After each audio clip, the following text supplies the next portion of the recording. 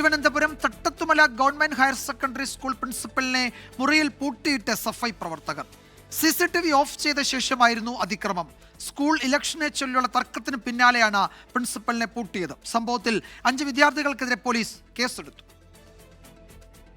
ഇന്നലെ 3 മണിയോടെ പ്രധാന അധ്യാപികയുടെ മുറിയിൽ കയറി CCTV ഓഫ് ചെയ്ത ശേഷമാണ് പ്രധാന കവാടം വിദ്യാർത്ഥികൾ താഴിട്ട് പൂട്ടിയത്. പോലീസിന് വിവരമറിയിച്ചതോടെ അധ്യാപകരുടെ സഹായത്തോടെ പോലീസ് എത്തി പൂട്ട് പൊളിച്ചു.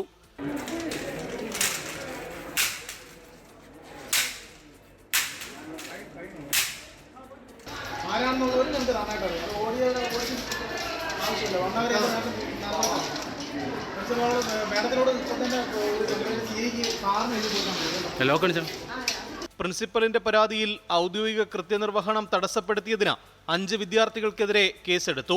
5 പേരും SFI പ്രവർത്തകരെന്നാണ് പോലീസ് FIR. സ്കൂൾ ഇലക്ഷനുമായി ബന്ധപ്പെട്ട KSU പ്രവർത്തകർക്കെതിരെ നൽകിയ പരാതി അവഗണിച്ചുവെന്നാരോപിച്ചാണ് പ്രിൻസിപ്പലിനെ പൂട്ടിയിട്ടത്. 24 തിരുവനന്തപുരം.